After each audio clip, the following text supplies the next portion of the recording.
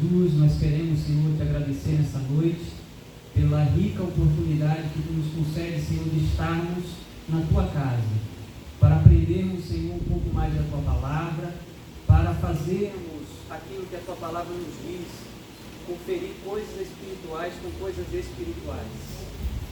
Que teu Espírito, Senhor, nos ajude para que possamos, Senhor, discernir a tua palavra, para que possamos, Senhor, aprendê-la. Em nome de Jesus, ilumina, Senhor, o nosso caminho, o nosso entendimento, para que possamos, ó Pai, crescer na graça e no conhecimento do Senhor. Pai, em nome de Jesus, que tu possas, Senhor, nessa noite, manifestar a tua graça e o teu poder sobre nós, em nome de Jesus. Amém. Pode tomar o seu assento, então, irmãos. Obrigado. Então, como os irmãos já são cientes, na nossa aula nós iremos tratar hoje sobre a temática do batismo e da ceia do Senhor. Então, eu quero que os irmãos acompanhem comigo. Não sei se vai ficar bem legível para vocês aí. Sou meio sério, tá? Então, a nossa aula de hoje ela possui 3 objetivos principais, né? Que é apresentar o significado do batismo nas águas, através de uma reflexão bíblica e histórica, esclarecer questões sobre o batismo infantil e o batismo de adultos, né? Porque a nossa igreja não batiza criança e batiza adultos, a gente vai tratar um pouquinho sobre isso, tá certo? Batismo por imersão e batismo por aspersão, qual é a diferença de uma coisa e de outra, e corrigir biblicamente alguns equívocos sobre o assunto. No tópico 2, nós iremos também apresentar o significado da ceia do Senhor e da nossa união com Cristo.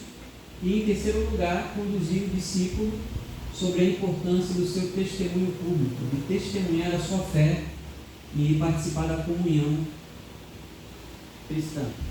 Então, o texto base que nós iremos trabalhar hoje é o texto de Atos dos Apóstolos, capítulo 2, versículos 41 a 47, que é o texto que nós temos ali em tela.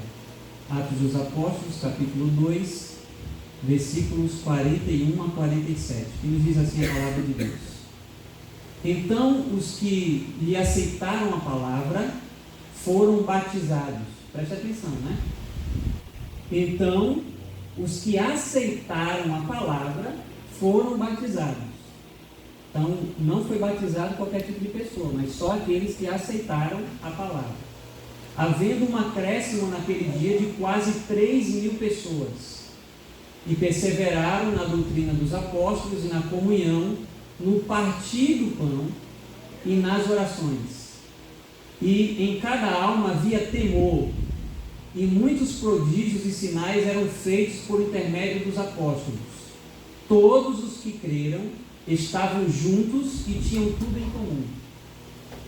Eles vendiam as suas propriedades e bens, distribuindo o produto entre eles, entre todos, à medida em que alguém tinha necessidade. E eles faziam ainda mais algo importante aqui. Diariamente eles perseveravam unânimes no templo, participavam do pão de casa em casa e tomavam as suas refeições com alegria e singeleza de coração, louvando a Deus e cantando com a simpatia do povo. Enquanto isso, acrescentava-lhes o Senhor dia a dia os que iam sendo salvos. Então isso aqui é um retrato da igreja primitiva, dos primeiros cristãos. Era isso aqui que acontecia. Aqueles que aceitavam a palavra eram batizados, e havia diariamente essa comunhão e esse elementozinho aqui que é o partir do pão.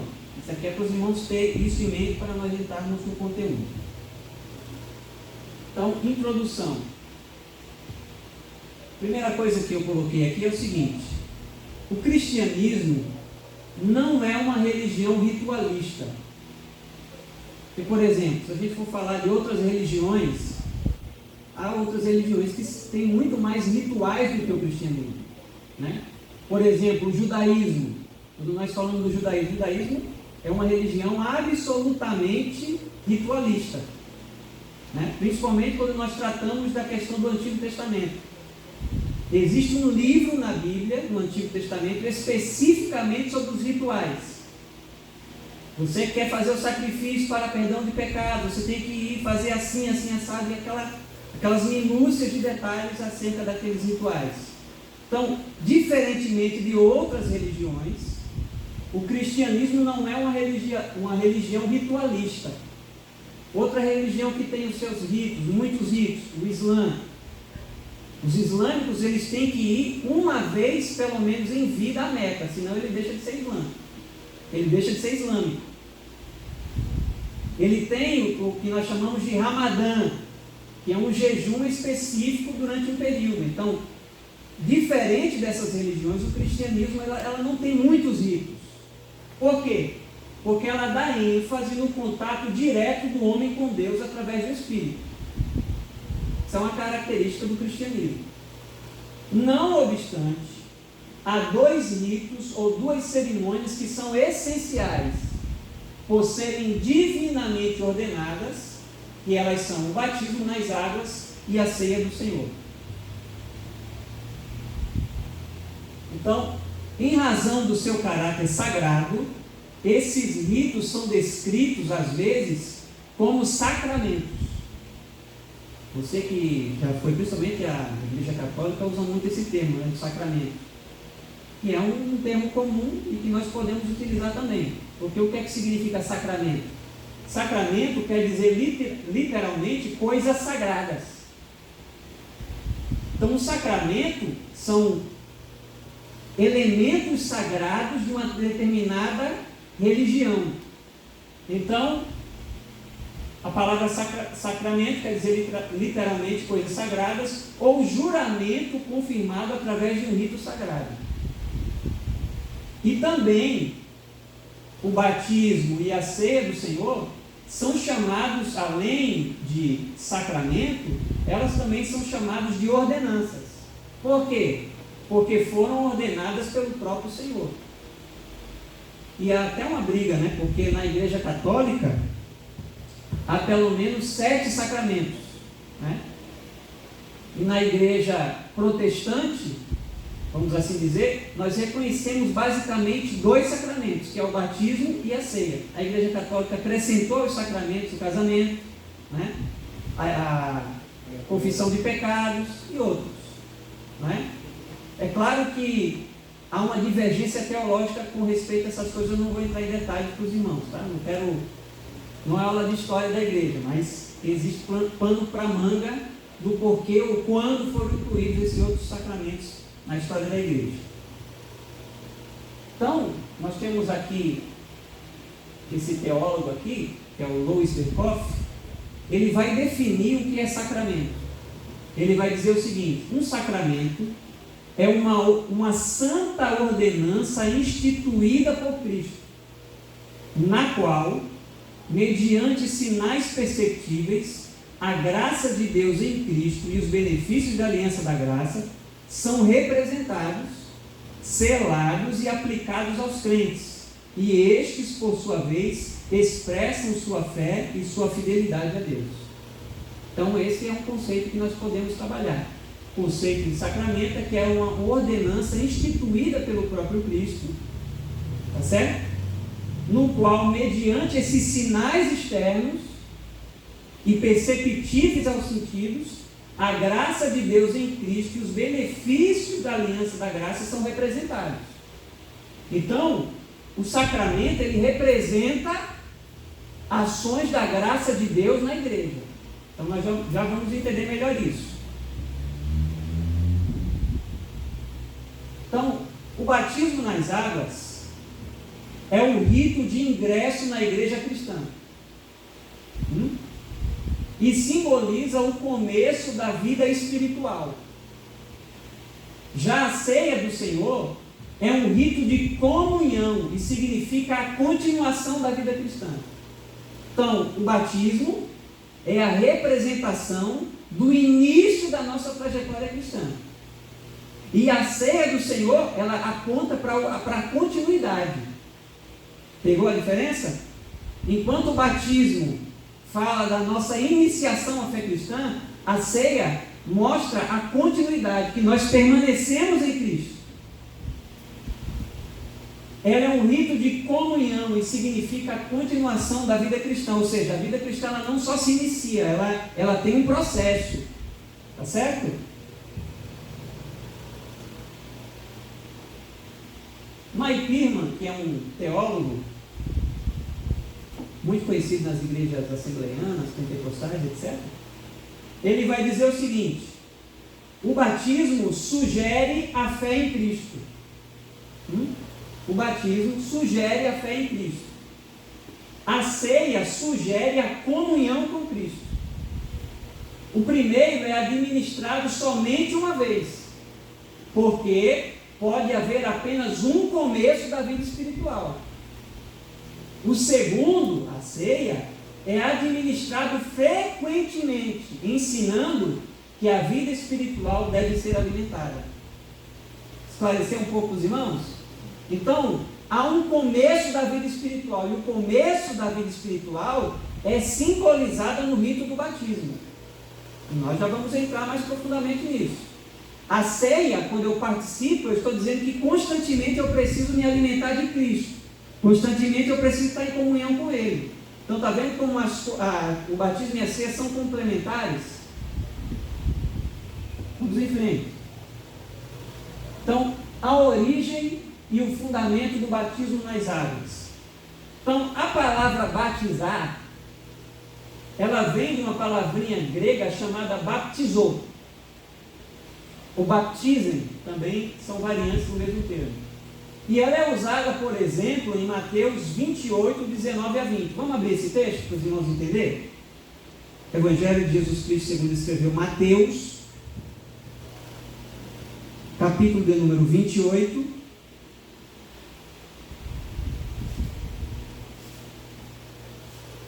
versículos 19 e 20.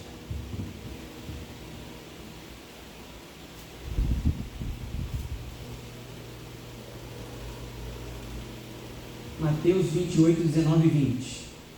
Olha o que é que o texto diz. Portanto, ide, ensinai a todas as nações, batizando-as em nome do Pai, e do Filho, e do Espírito Santo, ensinando a guardar todas as coisas que eu vos tenho mandado, e eis que estou convosco todos os dias até a consumação dos séculos. Amém. A palavra batizando, ali no versículo 19, é a palavra baptizou, no grego. E essa expressão baptizo, usada em Mateus 28 aqui, que nós lemos, ela significa literalmente mergulhar ou imergir. Então, qual é o significado da palavra batismo? Mergulhar, imergir. Essa interpretação é confirmada por eruditos da língua grega e pelos historiadores da igreja. Então, nós aprendemos que, não obstante a religião cristã não seja uma religião que tenha muitos ritos, existem dois ritos que são ordenados por Cristo diretamente: batismo e ceia. E que a palavra batismo, ela significa literalmente mergulhar. Então, muito embora hajam igrejas ou denominações cristãs que batizam por aspersão. O que é batismo por aspersão? É quando se coloca a água apenas na cabeça da pessoa que está sendo batizada. Ela asperge a água, ela derrama a água apenas na cabeça da pessoa. É chamado de batismo por aspersão. O modo mais bíblico e original do batismo é por imersão. Por quê? Porque a própria palavra batismo indica isso. Indica mergulhar, imergir. Então, o batismo por imersão corresponde à originalidade do significado simbólico do batismo, que é a morte para a velha vida do pecado e a ressurreição da nova vida em Cristo. Então, na verdade, irmãos, originalmente o batismo era por imersão mesmo, tá? O batismo por aspersão só começou a ser administrado na igreja porque tinha muita gente que se convertia à beira da morte, né? Muita gente se convertia que estava ali, sei lá, moribundo. Você não tinha como pegar aquela pessoa lá e levar aquela pessoa e batizar, mergulhando aquela pessoa. Então, eles aplicavam água na cabeça. Então, depois começou a virar moda e a igreja passou, muitas igrejas, a batizar só por aspersão. Mas o batismo bíblico é batismo por imersão. Não que a quantidade de água vai batizar ou desbatizar alguém. mas eu estou dizendo que a forma mais bíblica e que mais se aproxima do Novo Testamento é o batismo por imersão. Por isso que nós batizamos por imersão e não por aspersão. E outra coisa, não é só a igreja católica que batiza por aspersão não, tá? Existem outras igrejas protestantes que batizam por aspersão também. Como, por exemplo, a igreja presbiteriana batiza por aspersão. Inclusive, também batizam crianças. Né? Vamos em frente. Alguém tem alguma dúvida? Uma outra questão sobre o batismo é a chamada, entre aspas, fórmula batismal. E essa fórmula batismal, fórmula entre aspas, ela é uma fórmula trinitária. Nós lemos aqui no texto, batizando-os em nome do Pai, e do Filho, e do Espírito Santo. Então, existem algumas igrejas, algumas denominações, que por serem contra a doutrina da Trindade, elas não batizam dessa forma aqui. Elas batizam apenas em nome de Jesus. E por que isso? Você vai entender agora.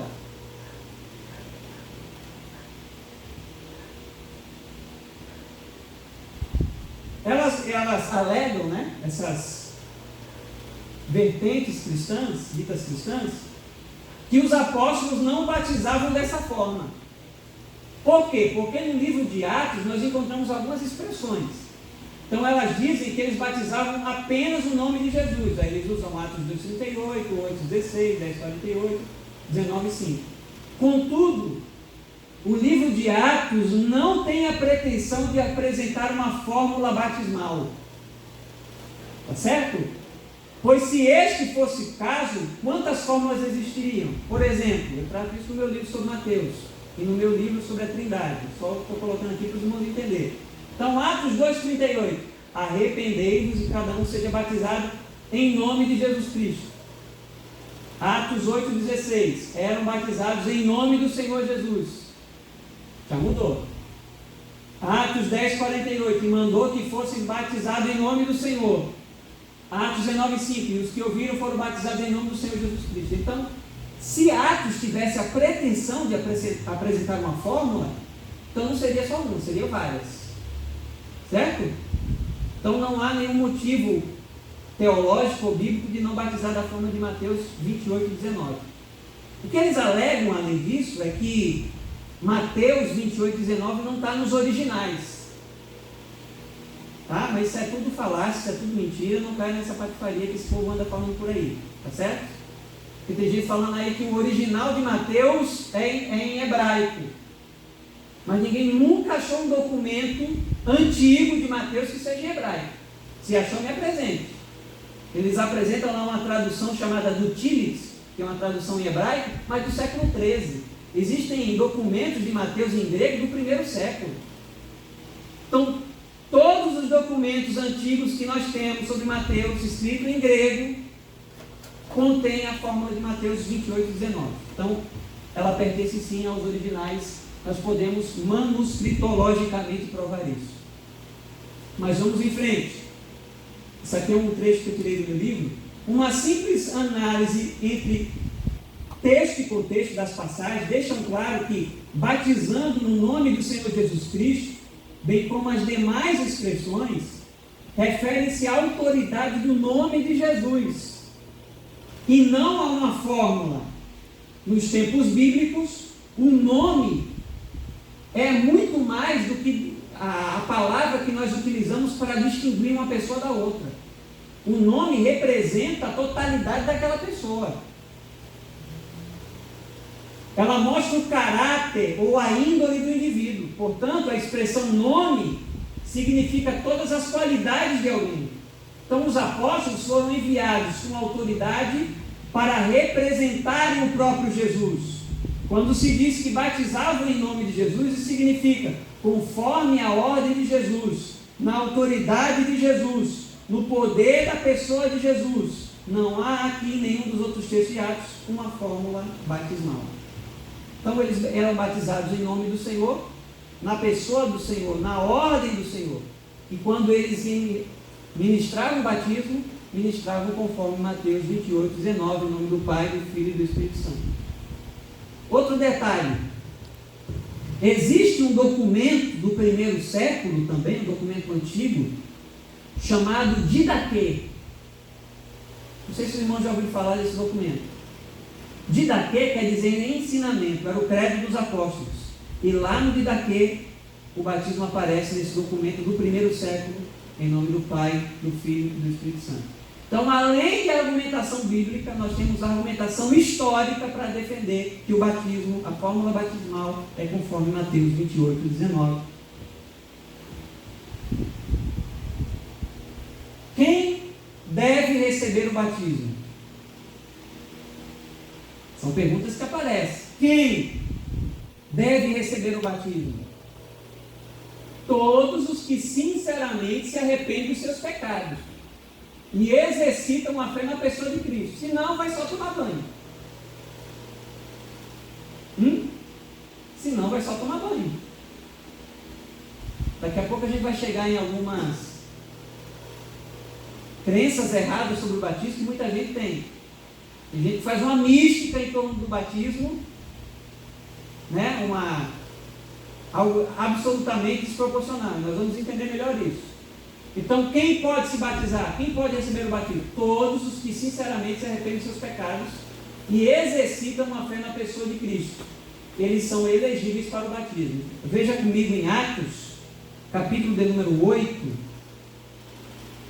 Só para os irmãos terem uma noção, Atos, capítulo 8.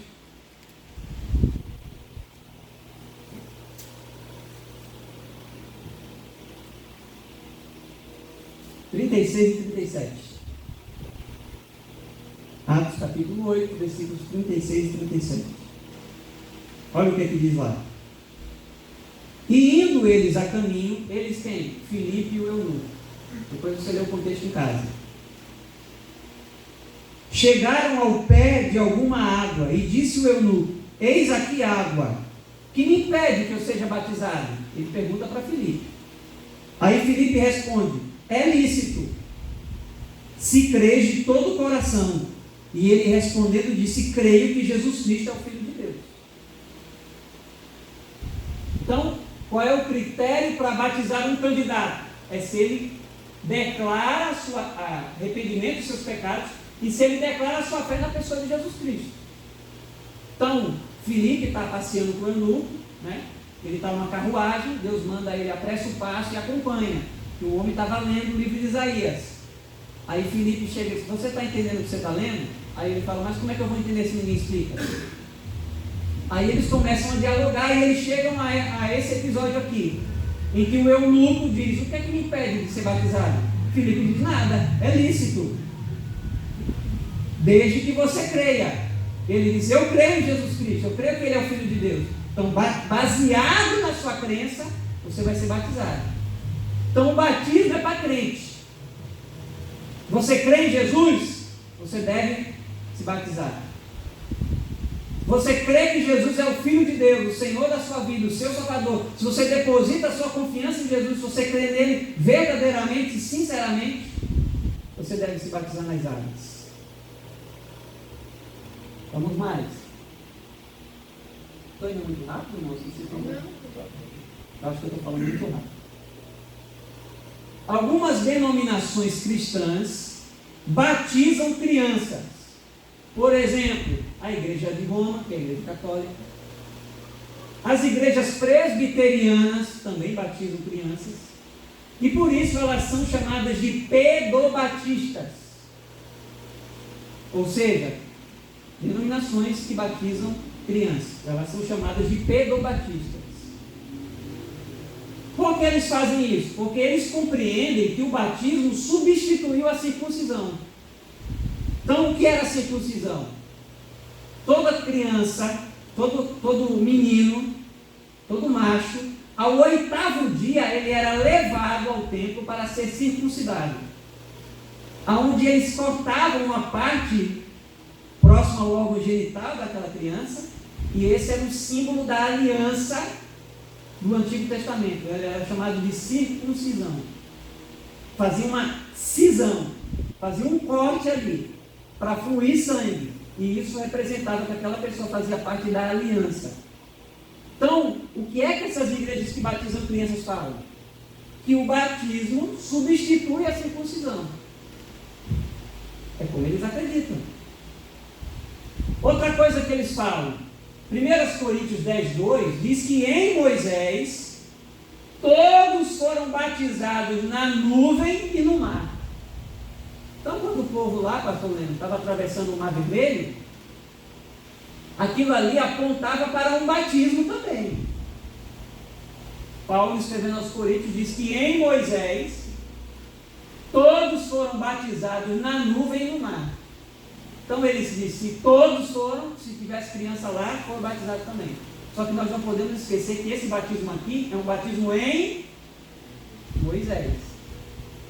Não é o batismo para arrependimento de pecado. Não tem nada a ver uma coisa com a outra, mas é isso que eles alegam. Nós respeitamos a forma de pensar de cada um, mas nós não somos pedobatistas. Eu vou mostrar por quê. O batismo em águas, como os irmãos já ouviram no parágrafos anteriores, está associado com o arrependimento dos pecados e a confissão pública da fé. Mateus capítulo 3:6, Marcos 1:4, Atos 2:38, 8:37, etc. Como os infantes não podem exercer a fé e nem possuem consciência de pecado, estão excluídos do batismo nas águas. Por quê? Porque a criança, ela não pode, o infante, o bebê, ele não pode declarar sua fé em Cristo. Ele não tem consciência de pecado. E como nós vemos no Novo Testamento, o batismo está associado a arrependimento de pecados e exercer uma fé. Você perguntar para um bebê, você aceita Jesus? Não faz sentido, faz? Então a criança, ela pode ser apresentada, isso sim, em cerimônia solene na igreja, como nós vemos aqui acontecer. Então, além disso, o batismo nas águas também está associado ao discipulado cristão. Lembra do texto de Mateus? Ide por todo o mundo. Na verdade não é nem ide, né? O texto grego ali é indo. Porque ninguém precisa ir para pregar. A gente pode ir pregando.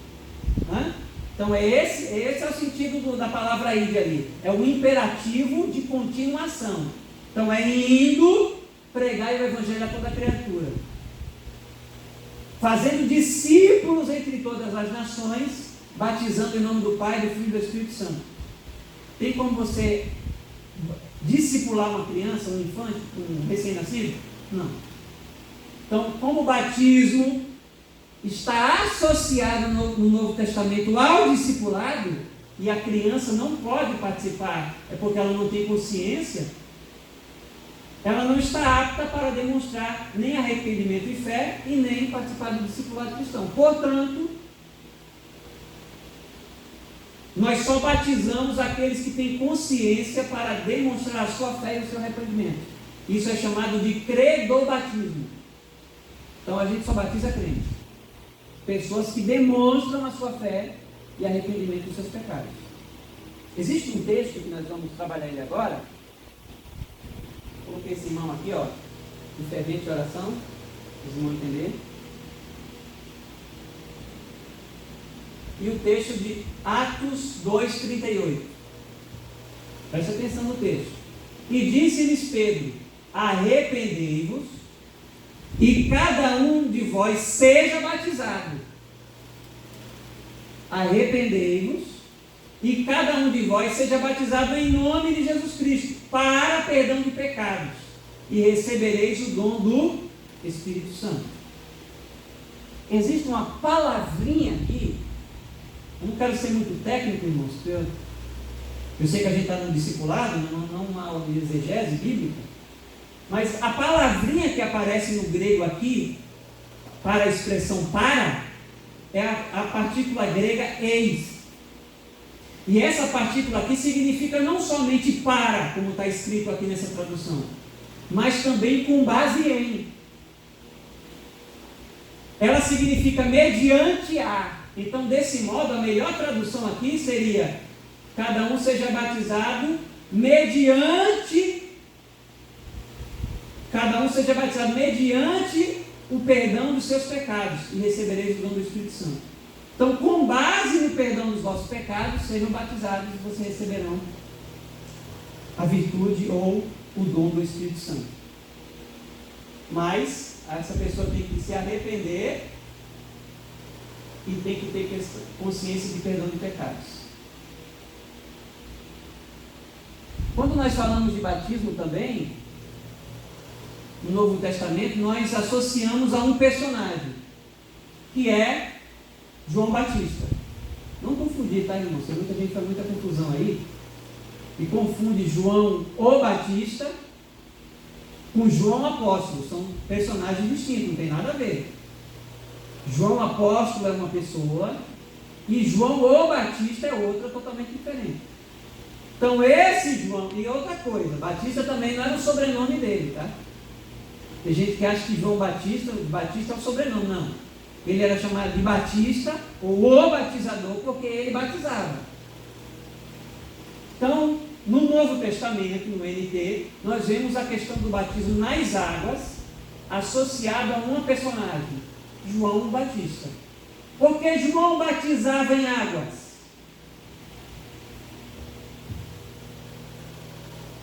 Porque, de acordo com os manuscritos do Mar Morto, João teve contato com um grupo chamado de essênios. Quem eram os essênios? Os essênios eram aqueles que haviam rompido com o templo. Porque no primeiro século, a liturgia do templo estava corrompida. Vocês lembram que Jesus entrou no templo e purificou o templo? Expulsou aqueles que vendiam e compravam? Então ali havia um sistema absolutamente corrompido no templo, em que as pessoas lucravam em cima das ofertas, porque quando nós falamos de oferta, nós estamos falando ali naquele tempo de sacrifício de animais. Tinha que pegar lá a sua ovelhinha e levar no templo lá para sacrificar. O que é que eles faziam? Já vendia lá mesmo. E com isso, nesse trâmite, os sacerdotes lucravam nisso. Então, os essênios eram um partido contra. Eles se colocaram contra aquilo que estava acontecendo no templo, saíram do templo e foram para o deserto. E lá no deserto, os essênios montaram comunidades. E há indícios de que João Batista teve contato com esse grupo de essênios. Por quê? Porque os essênios, eles tinham algumas características. Primeiro, eles eram celibatários, ou seja, não se casavam. Interessante, né? Não há indício que João tenha sido casado. Número 2, eles se banhavam antes das refeições. Os essênios tinham o costume de, antes das refeições, se banharem. Foram encontrados em sítios arqueológicos, ali na região de Qumran, na Palestina, tanques aonde provavelmente aquela comunidade habitava. E então eles tinham o costume de se banhar antes das refeições. Daí você entende onde João pegou-se a questão do batismo. Banho, purificação, água. E os essênios, eles criavam filhos órfãos ou filhos de pais idosos. Corresponde também a João.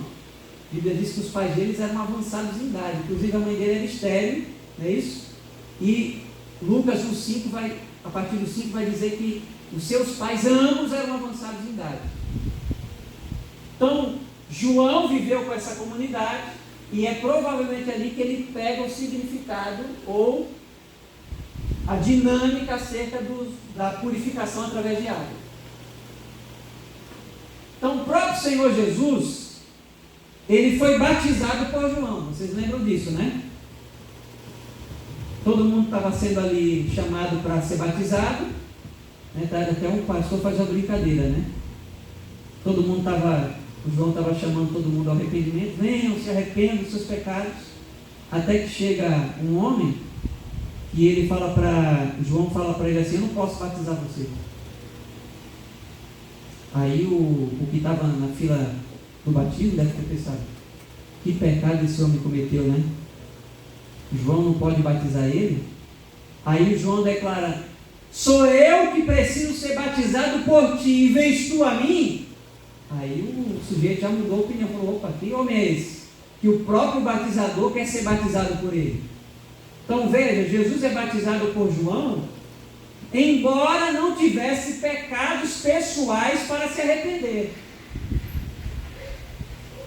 No meu comentário sobre Mateus, eu entro mais a fundo sobre essas questões, o porquê Jesus se batizou.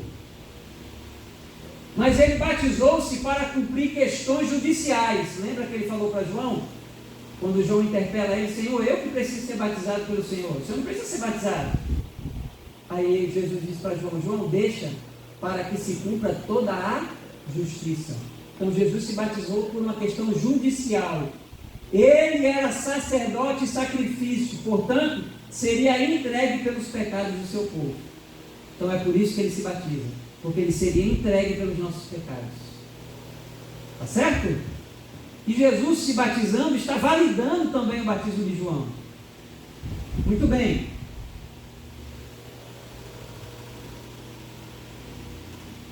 Lembrando que o próprio João Batista, ele diz que viria após ele o mais poderoso, né? Porque o batismo de João coloca o homem dentro da água. Mas o batismo de Jesus é diferente. O batismo de Jesus, ele coloca o Espírito Santo dentro de nós. Glória a Deus. Aleluia. O batismo de João coloca o homem dentro da água. Esse é o batismo de João. O batismo de Jesus coloca o Espírito Santo dentro de nós. Essa é a diferença. O batismo do homem é com água. Mas o batismo de Jesus, só o batismo de Jesus pode colocar o Espírito Santo, pode regenerar uma pessoa, pode transformar alguém numa nova criatura. E esse é o significado do batismo. É você expressar do lado de fora aquilo que aconteceu do lado de dentro, quando você crê em Jesus. Quando você crê em Jesus, eu creio em Jesus verdadeiramente, você é feito uma nova criatura. E sabe o que acontece? Deus derrama o Espírito Santo dele dentro de você. Ele batiza você do lado de dentro. E quando você se batiza nas águas, você está mostrando do lado de fora aquilo que deve ter acontecido com você do lado de dentro. Então, antes o batismo externo, tem o batismo interno. Então, irmão, você não se batiza para ser mais crente. Você se batiza porque você é crente. Você não se batiza nas águas para ser salvo. O batismo não salva. Mas você se batiza porque você foi salvo. Então nós não podemos perder de perto esse discernimento. O símbolo nunca é maior do que o simbolizado. Então, o próprio João disse que estava preparando o caminho para aquele que tem poder de batizar com o Espírito Santo e com fogo. O Espírito Santo é a maior dádiva cristã. A maior dádiva cristã, irmão, não é você ter carro, não é você ter apartamento, não é você ter iPhone 13, iPhone 20, não sei o quê. Não. O maior presente de Deus para o seu povo é quando Ele derrama o Espírito Santo dele em nós.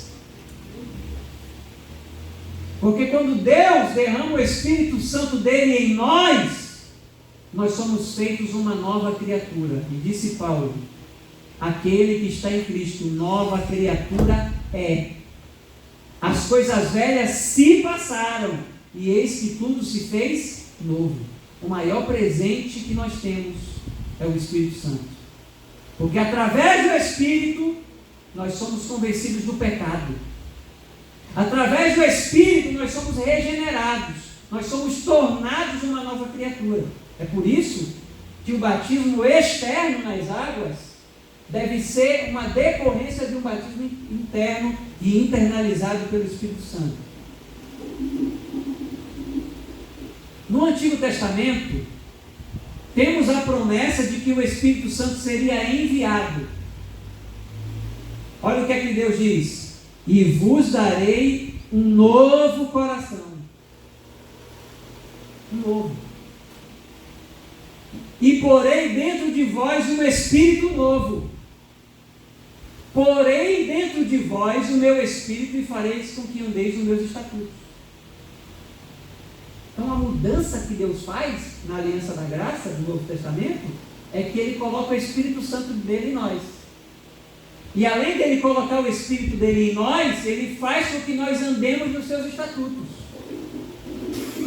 Porque o primeiro mandamento, a primeira aliança é marcada com tábuas de pedra, em que Deus tem que escrever nas pedras. Mas na nova aliança, o próprio Deus, através do seu Espírito, escreve a vontade dele no nosso coração. Olha o que é que Deus diz também. Perceba a expressão que lembra a questão de água. Derramarei água sobre os sedentos e rios sobre a terra seca. Derramarei meu Espírito sobre a tua posteridade e a minha bênção sobre o teu descendente. Então Deus prometeu: derramarei água, derramarei do meu Espírito sobre vós e sobre os vossos descendentes. Então o Espírito Santo, que é o Espírito de Cristo, é Ele quem regenera o homem morto em seus pecados para uma nova vida. Porque antes de você receber Cristo como Senhor da sua vida, você estava morto. Você era um defunto espiritual. Eu era um defunto espiritual. Todos nós éramos. Paulo vai falar isso em Efésios 2, né? E nos vivificou, estando nós mortos em delitos e pecados. Então, irmãos, salvação é de Deus do início ao fim. É Deus que salva o homem. Salvação não é algo que você faz para Deus, mas salvação é aquilo que Deus em Cristo fez por nós. Nós estávamos mortos, nós éramos defuntos espirituais. Quando Deus derrama o Espírito Santo dele em nós, Ele nos dá vida. E quando Ele nos dá vida, Ele nos habilita a crer nele. Ele nos habilita a responder o chamado dele. Ele nos habilita a depositarmos a nossa fé nele. Pela graça sois salvos, mediante a fé. E isto não vem de vós, é dom de Deus, disse também Paulo, né? Assim, antes do batismo externo, nós já falamos disso, é um batismo interno, quando de nossa união com Cristo.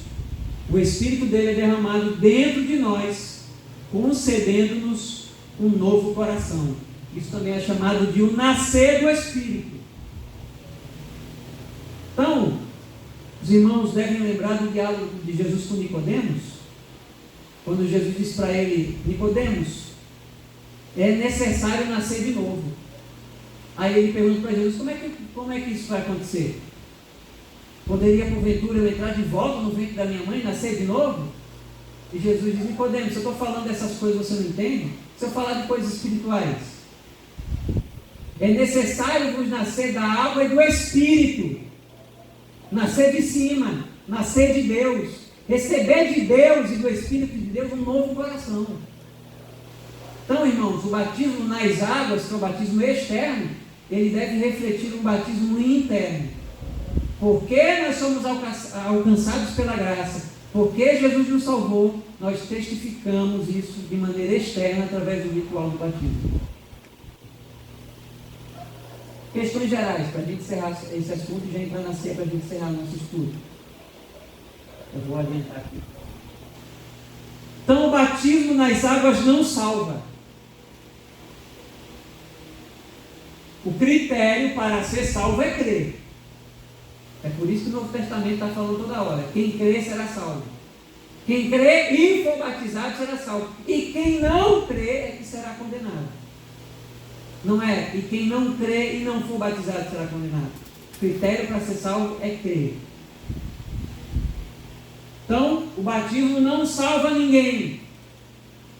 Vocês recordam daquele malfeitor que estava ali ao lado de Jesus na cruz? O que é que Jesus falou para ele?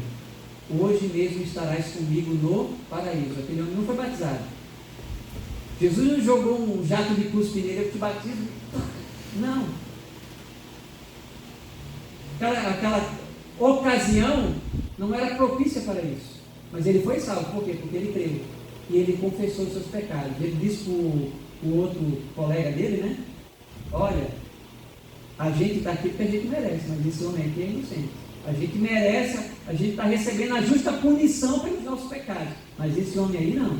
Então ele reconheceu os seus pecados, depositou a sua expectativa, a sua esperança em Cristo. E então ele é salvo ali também. O batismo nas águas não é sinônimo de regeneração. É possível uma pessoa ser batizada nas águas do lado de fora, sem ser batizada do lado de dentro. Ela vai só tomar um banho. Aquela pessoa não se converteu de verdade, ela não recebeu um novo coração, ela não crê verdadeiramente em Jesus, é batizada, a igreja batiza. Porque a igreja batiza baseado na confissão de fé que a pessoa externa. Se a pessoa diz confessar a Cristo, mas não confessa verdadeiramente, felizmente nós não temos o que fazer. Tá certo? Então, batismo não é necessariamente sinônimo de regeneração. Muitas pessoas podem se batizar nas águas sem nunca terem tido um encontro verdadeiro com Cristo. Podem ser batizados por fora sem ser batizados por dentro. Batismo também não é um passe de mágica, irmãos. Toma cuidado. Tem muita gente supersticiosa por aí. Dizendo, não, irmão, depois que você for batizado nas águas, você vai receber um poder especial. Você vai receber um poder, o poder que você recebe quando você é batizado nas águas é o poder de testemunhar. Você está dizendo para as pessoas, eu creio em Jesus. É isso que você está dizendo. A água é só um símbolo. A água não vai perdoar o seu pecado. Né? Tem gente que até brinca, né? Que quando se batiza, os pecados ficam na água. Então, coitado do irmão que vai ser batizado por último, né, pastor? Vai pegar o pecado de todo mundo que se batizou antes dele. Então são brincadeirinhas que às vezes as pessoas levam a sério e acham que é verdade, mas não tem nada a ver com isso aí. Então a água não vai mudar nada em você. Você não se batiza para ser transformado. Você se batiza porque foi transformado. Então eu criei em Jesus de verdade, pastor. Jesus é meu Salvador, eu deposito nele a minha fé e eu quero testemunhar isso lá de fora. Eu quero dizer para todo mundo que eu sou crente mesmo, que Jesus é meu Salvador. Você faz isso através do batismo. Você está dizendo, eu estou entrando nessa água porque Jesus, através do seu Espírito, entrou na minha vida. Então é esse o significado do batismo. Ele é um testemunho de fé e da obra de Cristo na vida humana. É declarar diante de todas as testemunhas que você se identifica com a morte e ressurreição de Cristo. E através dele você morreu para si mesmo e para o pecado, para viver uma nova vida. Então é isso que representa o batismo nas águas. Os irmãos têm alguma pergunta sobre isso? Ficou claro? Irmãos, eu não vou demorar muito, porque a gente já avançou muito nas horas, a gente demorou para começar. Vamos então tratar da ceia do Senhor de maneira bem rápida. Define-se ceia do Senhor, ou comunhão, é também usado o termo Eucaristia. Você já deve ter ouvido falar desse termo, né? Quem viu aqui da Igreja Católica, mas é a mesma coisa. É um rito distinto da adoração cristã. Ele é instituído pelo Senhor Jesus, ou foi instituído pelo Senhor Jesus, na véspera da sua morte, Mateus 26 a 30. E o que se consiste essa ceia do Senhor, essa mesa do Senhor, essa comunhão com o Senhor?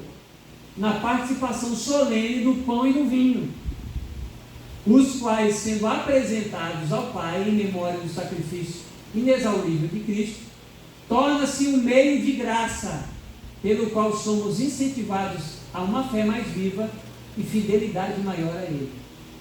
Então, quando nós participamos do pão, participamos do cálice do Senhor, nós estamos rememorando aquilo que Cristo fez.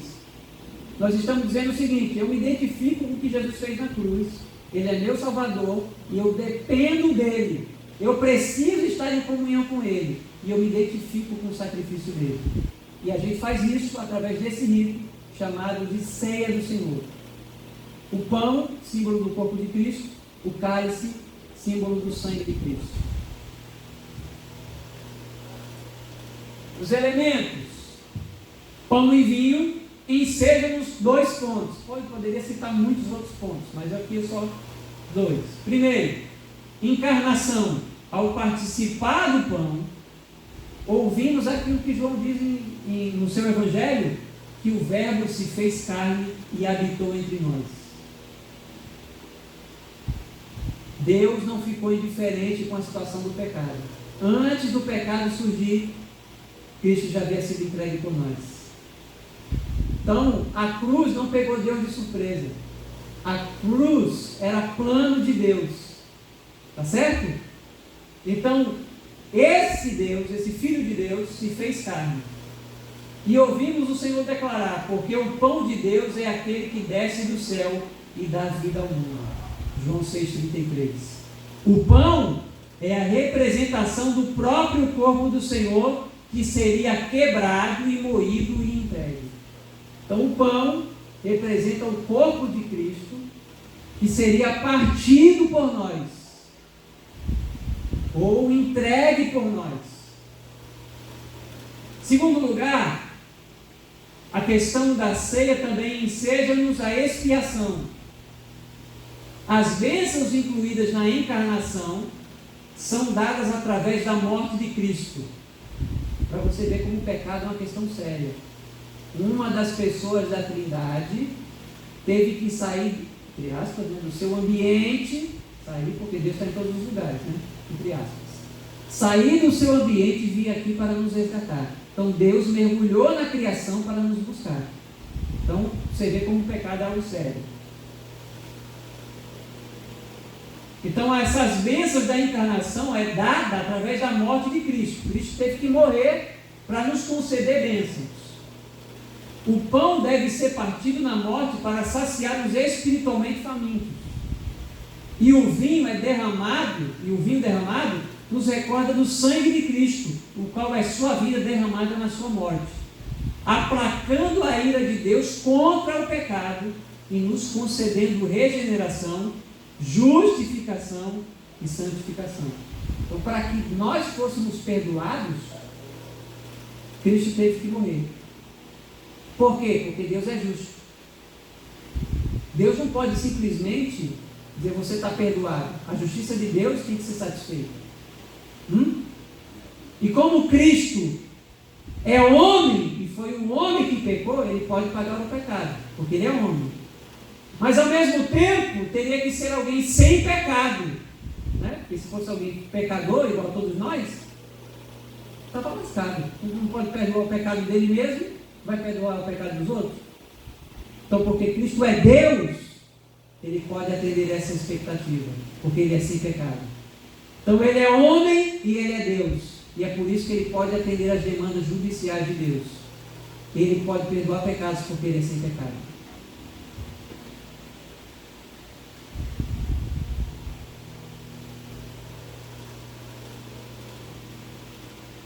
Em nenhum lugar da Escritura encontramos que após consagrados, pão e vinho tornam-se literalmente o corpo e o sangue de Jesus, como ensina a Igreja Católica. Doutrina da transubstanciação, que é a doutrina que diz que quando você consagra aqueles elementos, o pão e o vinho, eles se transformam literalmente no corpo e no sangue de Jesus. Essa declaração da Igreja Católica é porque eles interpretam literalmente João 6. E é claro que Jesus deixa claro o caráter simbólico da ceia. Ele diz: fazer isto em memória de mim. Então a ceia é um memorial que está carregado de um simbolismo. Desse modo, a ceia do Senhor é um momento de recordação do que Ele fez por nós ao morrer na cruz para a remissão dos nossos pecados. Quando celebramos, estamos anunciando a morte do Senhor Jesus até que Ele volte. Os elementos são, portanto, figurativos e não literais. Então, os elementos pão e vinho não se transformam no corpo e no sangue de Jesus. Pão continua sendo pão, vinho continua sendo vinho. Poderia até usar vinho, tá? Mas nós normalmente usamos suco de uva. A ceia também traz a ideia de aliança. Lembra do que Jesus falou? Este cálice é o Novo Testamento no meu sangue.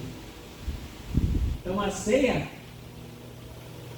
ela reflete a nova aliança em Cristo, a aliança no sangue de Cristo. Para os judeus, o pão e o vinho faziam parte de um ritual de aliança de sangue, o mais alto nível de aliança que alguém poderia se submeter. Ao contrair uma aliança desse nível, as duas partes estavam declarando que misturaram suas vidas, e tudo que era de uma passar a ser da outra, e vice-versa. Por isso Jesus declarou na ceia que o cálice era a aliança